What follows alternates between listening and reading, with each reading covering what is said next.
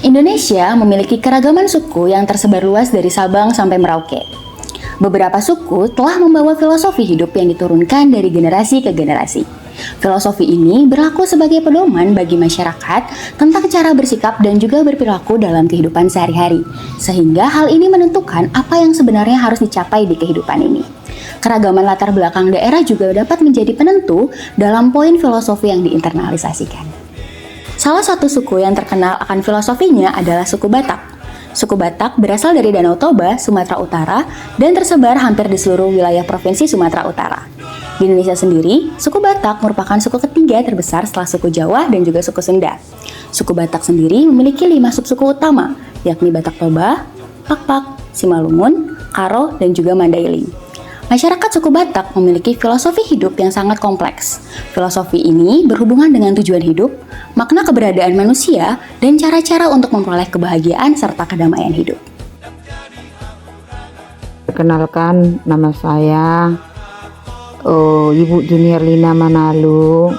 Asal saya dari Sumatera Utara atau Medan. Bahwa adat tradisional utamanya adat Batak sudah menjadi kebiasaan hidup dari turun-temurun, mulai dari pernikahan 7 bulanan, adat baptis, anak baru lahir, anak remaja menjadi dewasa, dan lain-lain lagi, secara global menjadi satu kesatuan dan menjadi tradisi kebudayaan bagi kami suku Batak.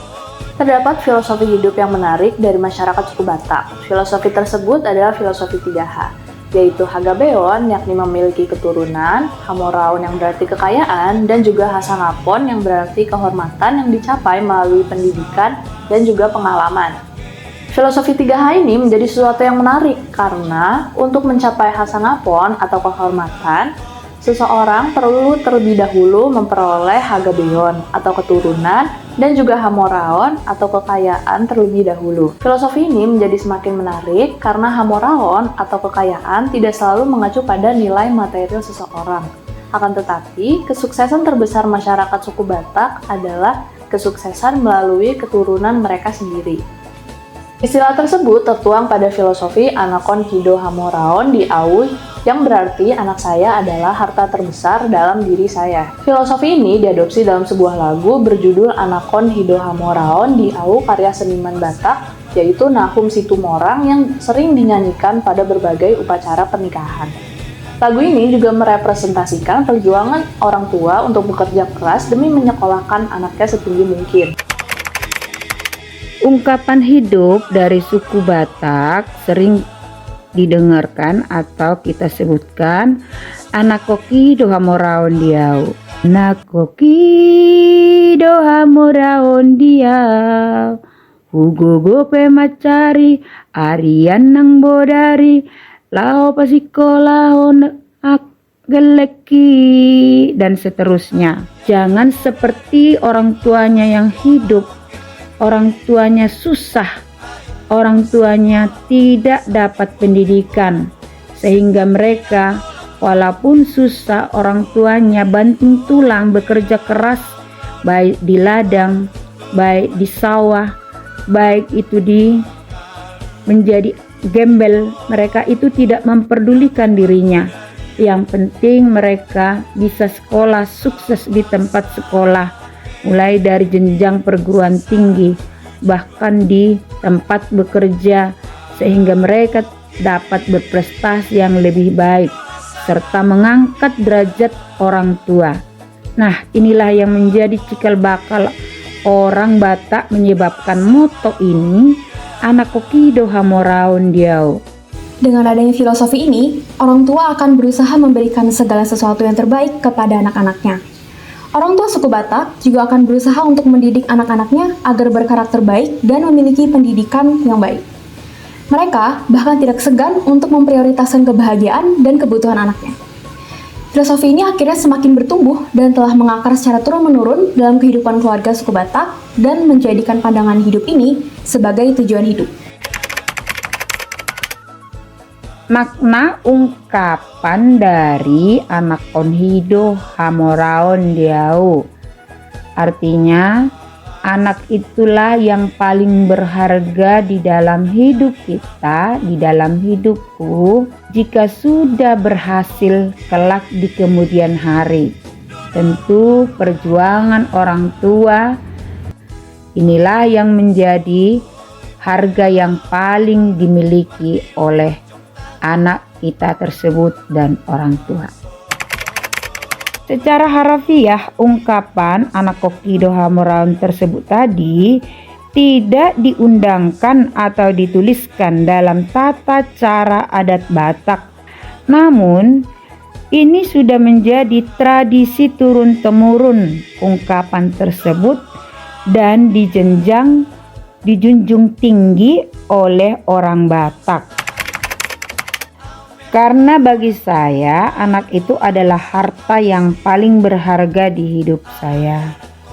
Saya sebagai orang tua rela melakukan apa saja untuk menjaga dan merawat anak tersebut. Karena bagi saya itu merupakan tanggung jawab dan juga berkat yang diberikan oleh Tuhan tersebut. Tingginya tingkat kepedulian orang tua terhadap anaknya dapat dijelaskan lebih lanjut melalui salah satu emosi dasar manusia, yaitu care dan nurturance atau kepedulian. Menurut Panskep, evolusi otak telah memastikan bahwa orang tua menjaga anaknya. Ternyata, pada umumnya, tingkat kepedulian ibu lebih tinggi dibandingkan dengan ayahnya. Panskep juga menambahkan bahwa adanya emosi care dan nurturance mendorong orang tua untuk mencintai anaknya, menjaga anaknya dari bahaya, serta mengasuh anak-anaknya. Lalu, bagaimana sebenarnya seseorang bisa memiliki kasih sayang yang mendalam serta keinginan untuk menjaga orang lain? Jika ditinjau dari sisi biologis, emosi dasar ini dihasilkan pada bagian anterior cingulate dan didorong dengan neurotransmitter oksitosin, prolaktin, dan opioids. Ketika sistem ini meningkat, seseorang akan memiliki dorongan yang kuat untuk dengan lembut merawat orang lain.